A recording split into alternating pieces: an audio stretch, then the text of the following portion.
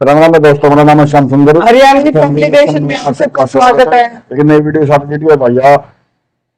Sonam Raghuvanshi arrested, पति राजा हिंदुस्तान और राजा रघुवंशी के मर्डर में। एक बार वीडियो देख लेते हैं, इसके बाद में फिर अपना रिएक्शन देंगे भाई।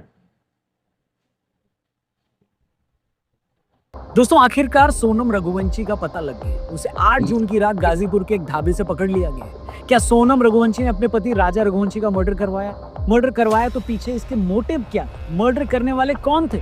इन सारे सवालों के जवाब अभी मिलने बाकी। लेकिन इतना जरूर तय है कि इस मामले ने पूरे देश को हिलाकर रख दिया। मेघालय पुलिस ने तो आज प्रेस कॉन्फ्रेंस करके ये क्लियर कर दिया कि सोनम ने ही सुपारी देकर अपने पति का कत्ल करवाया। ये बात भी निकल कर आ रही है कि सोनम का इंदौर के ही एक लड़के राज कुशवाहा के साथ अफेयर था। इस मामले में अब तक 4 लोग अरेस्ट भी हो चुके हैं। लेकिन पूरा देश इस वक्त यही पूछ रहा है कि अगर सोनम का शादी से पहले अफेयर था भी, अगर उसे राजा रघुवंशी से शादी नहीं भी करनी थी, तब भी उसका मर्डर क्यों करवाया? खैर, ये ऐसे सवाल हैं जिनके जवाब पुलिस कुछ दिनों में ढूंढ लेगी। लेकिन सबसे पहले आपको ये बताते हैं कि ये पूरा मामला आखिर शुरू कैसे हुआ। दोस्तों, ये बात पिछले साल 1 अक्टूबर की रामनवमी का दिन था और रघुवंशी समाज का भंडारा था। इसी दिन समाज के लोग शादी के योग्य लड़के लड़कियों के नाम समाज के रजिस्टर में लिख देते। सोनम की फैमिली वालों ने जब उस रजिस्टर में राजा रघुवंशी की डिटेल्स पढ़ी तो उन्हें लड़का अच्छा लगा। एक तो राजा का काम भी अच्छा था, दूसरा वो इंदौर का ही रहने वाला था।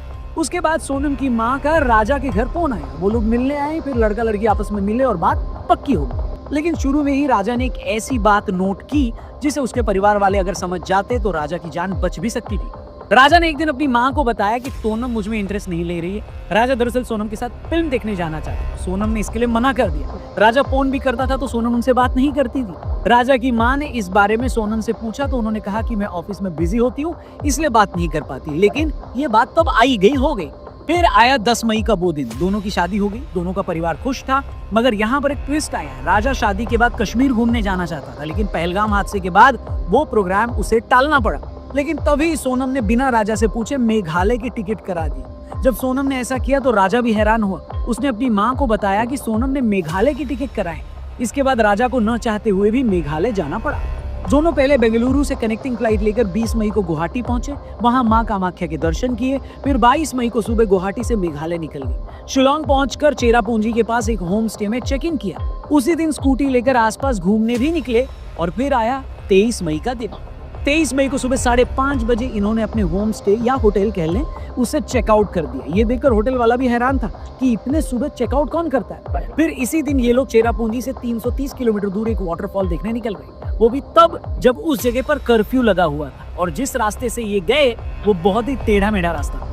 अब जिस दौरान ये लोग वाटरफॉल के पास जा रहे थे तभी सोनम की सास का भी फोन आया। सोनम ने बताया कि हम एक वाटरफॉल के पास गए थे, यहाँ खड़ी चढ़ाई है, हम एक कैफे के पास रुके थे।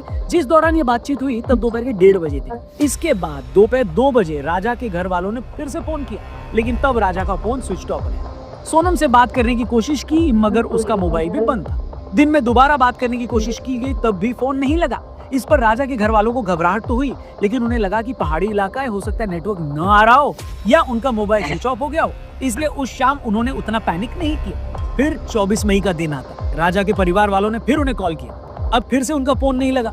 अब इन लोगों को टेंशन हुई और फिर उन्होंने राजा और सोनम द्वारा जो उन्हें पिक्चर्स भेजी गई थी उसमें एक फोटो में दोनों किराए की स्कूटी पर दिख रहे थे। उस स्कूटी पर उसके ओनर का नंबर। राजा के भाई ने उस पर कॉल किया तो स्कूटी वाले ने बताया कि हाँ, इन लोगों ने मुझसे स्कूटी ली थी, लेकिन ये अभी तक स्कूटी लेकर वापस नहीं आए। ये सुनकर सोनम और राजा की फैमिली वाले और घबरा गए। अगले दिन सोनम और राजा का भाई फ्लाइट पकड़कर गुवाहाटी के रास्ते शिलोंग आ गए। राजा के भाई ने शुरू में बताया कि जब उन्होंने शिलोंग पुलिस से कंप्लेन की तो उन्होंने ज्यादा सीरियसली लिया नहीं। फिर सोनम और राजा के घर वालों ने इंदौर कमिश्नर से इसकी शिकायत। फिर इंदौर पुलिस ने मेघालय पुलिस से बात की। मामला मध्य प्रदेश के मुख्यमंत्री मोहन यादव जी तक भी पहुंचा। उसके बाद मामले में तेजी आई। मेघालय पुलिस ने स्टेट डिजास्टर रिलीफ फोर्स समेत इंटेलिजेंस की टीमों को सर्च ऑपरेशन में लगाया। सबसे पहले इन्हें इन लोगों की एक लावारिस स्कूटी की शिकायत मिली। पता लगा कि ये वही स्कूटी है जो सोनम और राजा ने रेंट पर ली थी। जांच आगे बढ़ी तो पुलिस को एक बड़ा सुराग हाथ लगा।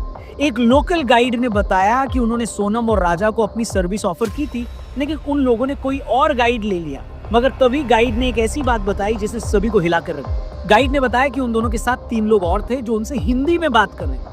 अब मेघालय जैसी जगह पर तो कोई हिंदी बोलता नहीं। कोई लोकल आदमी टूरिस्ट के साथ हिंदी में बात करता है तो उसके डायलेक्ट से पता लग जाता है कि वो लोकल है। लेकिन गाइड ने बताया कि नहीं, वो 3 लोग लोकल नहीं थे। फिर ये भी पता लगा कि आखिरी बार जब सोनम अपने हस्बैंड राजा के साथ वाटरफॉल की तरफ जा रही थी तभी सोनम पीछे थी और वो 3 लोग राजा के साथ आगे थे।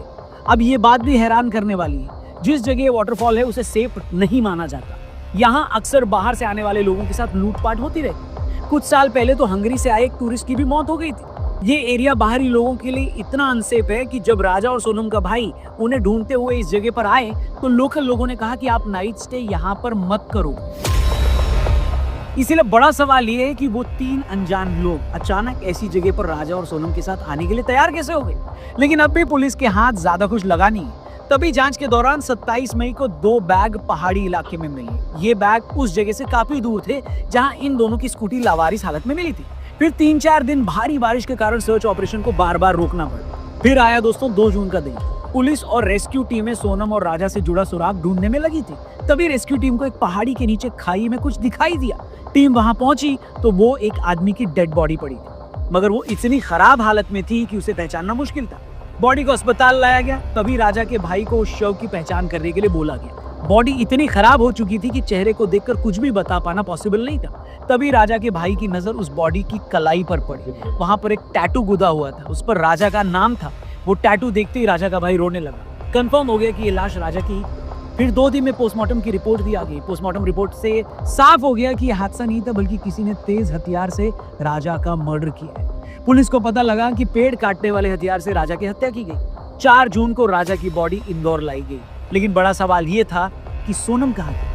तरह तरह के सवाल पूछे जा रहे थे। शक हो रहा था कि क्या सोनम की भी हत्या कर दी गई है, क्या सोनम को किसी गैंग ने बेचकर उसे बांग्लादेश भेज दिया है, या सोनम ही अपने पति राजा के मर्डर में शामिल है और वहां से भाग गई है। लेकिन अपने ही पति की मर्डर वाली बात एक ऐसी बात थी जो कोई भी बोलने की हिम्मत नहीं कर रहा था, क्योंकि कोई पत्नी आखिर क्यों शादी के 3 हफ्ते में ही अपने पति की हत्या करवा देगी। लेकिन सोनम से जुड़ा कोई सुराग न मिलने से सस्पेंस लगातार बना हुआ।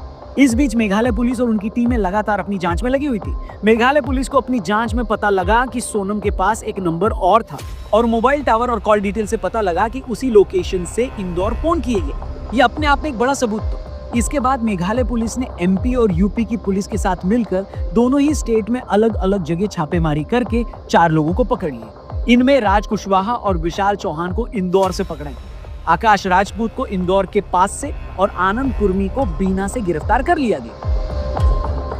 फिर 8 जून की रात यूपी के गाजीपुर में एक लड़की बदहवास हालत में मिली।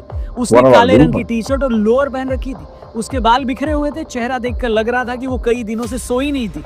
तभी उस लड़की ने ढाबे वाले लड़के को कहा कि भैया क्या मुझे आपका फोन मिलेगा, मुझे अपने घर वालों से बात करनी है। ढाबे वाले ने लड़की को अपना फोन दे दिया। फोन पर बात करते ही लड़की रोने लगी। तब तक किसी को नहीं पता था कि ये लड़की कौन है। उस वक्त ढाबे पर कुछ महिलाओं ने उस लड़की को पहचान भी लिया था, लेकिन कोई ये समझ ही नहीं पा रहा था कि वो सोनम रघुवंशी हो सकती है, क्योंकि गाजीपुर से मेघालय 1100 किलोमीटर दूर है। भाई से बात करने के बाद सोनम वहां एक चारपाई पर बैठकर रोने लगी। तभी जिस फोन से सोनम ने अपने भाई को कॉल किया था उसी नंबर पर सोनम के भाई का कॉल आया। उसने ढाबे वाले को कहा कि तुम फौरन पुलिस को कॉल करो। ढाबे वाले ने पुलिस को फोन किया। सोनम ने अपनी पहचान बताई तो पुलिस को फौरन समझ में आ गया कि ये वही लड़की है। इसके बाद पुलिस सोनम को अपने साथ ले गई। सोनम की गिरफ्तारी के बाद जहां राजा का भाई खुलकर ये बोल रहा है कि सोनम ही मेरे भाई की कातिल हो सकती है, वहीं सोनम के फादर का कहना है कि ये एक साजिश है। मेघालय पुलिस उनकी बेटी को फंसाने की कोशिश कर रही है। वो इस मामले में सीबीआई जांच की बात कर रहे हैं। क्या प्रूफ है उनके पास जो भाड़े के हथियार सोनम लेके जाएगी और क्यों जाएगी? उसका भी तो कुछ कारण होना चाहिए ना। सोनम की गिरफ्तारी के बाद सवाल ये है कि आखिर हुआ क्या होगा। मेघालय पुलिस ने तो क्लियरली बोल दिया है कि सोनम ने ही भाड़े के हत्यारों से अपने पति का कत्ल करवाया। तो अब तक तो यही लगता है कि हाँ ऐसा हो सकता है, क्योंकि राजा रघुवंशी अगर 23 मई को गायब हो गए थे और ये मान भी लें कि उनकी पत्नी सोनम को पता नहीं चला कि वो कहाँ गए, तो सोनम उसी दिन मेघालय पुलिस को इसकी शिकायत कर सकती थी। अगर वो 8 जून की रात किसी का मोबाइल लेकर अपने भाई को कॉल कर सकती थी तो यही काम वो पहले भी कर सकती थी। 17 दिनों तक ऐसा क्यों नहीं हुआ, उसने किसी को कॉल क्यों नहीं किया, ये कई इंपॉर्टेंट सवाल है। दूसरा सवाल, हत्या के शक में जो लोग भी पकड़े गए हैं वो सभी के सभी इंदौर के हैं। पकड़े गए लोगों में एक राज कुशवाहा सोनम रघुवंशी का दोस्त भी बताया जा रहा है। क्या ये भी इत्तेफाक है? ऊपर से सोनम का शादी से पहले राजा में इंटरेस्ट न लेना, बिना राजा से पूछे ही मेघालय की टिकट कटा देना, फिर मेघालय में भी एक ऐसी जगह घूमने ले जाना जो बाहरी टूरिस्ट के लिए सेफ नहीं है। ये सारी बातें बहुत ज्यादा शक पैदा करती है। लेकिन एक बात जो हर किसी को हैरान कर रही है कि भाई अगर सोनम का कहीं अफेयर था भी और वो शादी के लिए तैयार नहीं भी थी, तब भी उसे अपने पति का मर्डर करवाने की क्या जरूरत थी? अगर आपको शादी से प्रॉब्लम है तो आप घर से चले जाएं, अपने पति से खुलकर बोल दें। और अगर आपको जबरन शादी से कोई नाराजगी है तो उसका गुस्सा अपने पति पर क्यों निकाल? उस बेचारे ने क्या बिगाड़ा था? आप सोच कर देखिए, एक सीधा साधा लड़का जो अपने माँ बाप के कहने पर बिरादरी में शादी करता है, फिर वाइफ जहाँ घूमने के लिए कहती है वहां चला भी जाता है। हनीमून पर घूमने के दौरान कुछ लोग उस पर हमला करके उसे मार देते हैं और उस बेचारे को ये पता तक नहीं चलता कि उसकी किससे क्या दुश्मनी थी। और ऐसे एक नहीं, आजकल दर्जनों ऐसे केस हो रहे हैं जहां लड़कियां भी एक्स्ट्रा मैरिटल अफेयर या शादी से पहले अफेयर के चलते अपने हस्बैंड का कत्ल करवा देती है। इसी तरह का एक मामला इसी साल मार्च में मेरठ से आया था, जब मुस्कान नाम की एक लड़की ने अपने पति सौरभ का मर्डर करवाकर उसकी लाश नीले ड्रम में भरवा दी थी। उससे पहले मार्च में ही यूपी के औरैया में प्रगति यादव नाम की एक लड़की ने अपने बॉयफ्रेंड के साथ मिलकर शादी के कुछ दिन बाद अपने पति दिलीप की हत्या करवा दी थी। ये सारी खबरें हिला देने वाली हैं दोस्तों। हम बिल्कुल ये दावा नहीं करते कि सोनम रघुवंशी मामले में उन्होंने ही अपने पति, लेकिन सर्कमस्टेंशियल एविडेंस और एक्सपर्ट्स का ओपिनियन यही है कि मोस्ट लाइकली वो ही इस मामले में चीफ कॉन्स्पिरेटर हो सकती है। और अगर ऐसा ही निकला तो ये बहुत ही डराने वाली बात है। सच में बात सोचने वाली है कि आज का यूथ किस तरह सोच रहा है। आप जिससे प्यार नहीं करते, अगर वो आपको नहीं मिलता तो आप उस आदमी को मरवा दे रहे हैं जिसका आपसे कोई लेना देना नहीं। दूसरी बात जो मुझे हैरान करती है कि जो लड़कियां इतनी दबंग हैं कि अपने प्यार के लिए शादी के बाद अपने पति का कत्ल तक करवा दे रही, यही लड़कियां शादी से पहले इतनी हिम्मत क्यों नहीं दिखाती? शादी से पहले माँ बाप को ये क्यों नहीं बोल देती कि मुझे कोई और लड़का पसंद है, मैं इससे शादी नहीं करूंगी? मतलब माँ बाप के सामने तो आप खुद इतना हेल्पलेस फील करते हो कि मजबूरी में शादी कर लेते हो, और अंदर ही अंदर इतना गुस्सा और जहर भरा होता है कि एक मासूम आदमी का कत्ल तक करने से पीछे नहीं हटते। मुझे नहीं पता ये कैसी सोच है, मगर इस सोच ने आज हजारों लाखों लोगों को डरा दिया। बाकी दोस्तों, आप भी कमेंट करके अपनी राय, अपना ओपिनियन जरूर शेयर करिएगा। क्या लगता है आपको इस केस में क्या हुआ होगा? बाकी चैनल को भी जरूर सब्सक्राइब करना। जल्दी मिलते हैं, अपना ख्याल रखिए। तो दोस्तों कैसी लगी वीडियो भाई? वीडियो तो मतलब बहुत बढ़िया लगी ना भाई। और भाई रही बात भाई वीडियो बार भाई इधे हम देर नहीं लगा लो, इस वीडियो ने सारे भारत को हिला दिया। हाँ तो मतलब एक संडे शायद बात है भाई, नहीं करना चाहिए ना ऐसा। अब ये पहले वाली बात हुआ करती भाई। अब पहला एक बार बजा जिसका तो ब्याह हो गया, चाहे तो देख चाहे उसमें लूला लंगड़ा हो, चाहे किन्ने भी होता उसमें, चाहे वो कभी अंधा भी होता, किसा होता, उसने स्वीकार कर लिया करती।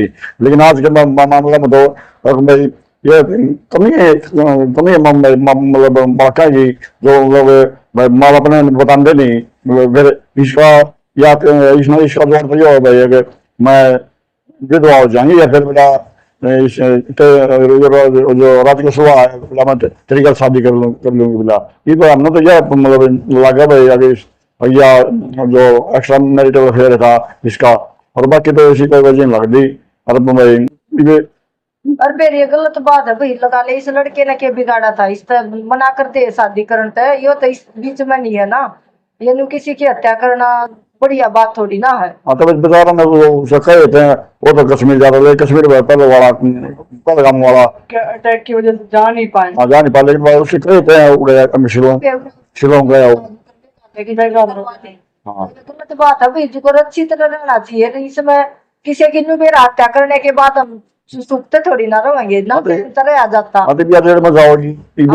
उसमें लगा लो सारी उम्र काटेगी जो इसने हत्या करवाई है। तो ये गलत बात है भाई, पहले अपने माँ बाप को बताना चाहिए ना, मना कर दे भाई मैं शादी नहीं करूंगी। हाँ तो वो धन जान था उसने तो बेरा नहीं, वो तो बेचारा उसको तो बोली चली जाना खाम खा। हाँ वो तो बेकसूर था बेचारा। तो मतलब इसमें थोड़ी बात शांति से थोड़ा सोच समझ का काम करना चाहिए, क्योंकि आज के बच्चे हमें गुस्सा ज्यादा भरा, सोच समझ का काम नहीं करते। तो दोस्तों कैसी लगी वीडियो भाई? वीडियो को लाइक करना, शेयर करना और कमेंट करके जरूर बताना वीडियो कैसी लगी। और जिसने भी अभी तक हमारे चैनल को सब्सक्राइब नहीं किया है वो भी जल्दी जाकर सब्सक्राइब कर लो। ओरिजिनल वीडियो का लिंक मिल जाएगा डिस्क्रिप्शन में। मिलते हैं इसी साल नेक्स्ट वीडियो में, तब तक के लिए बाय।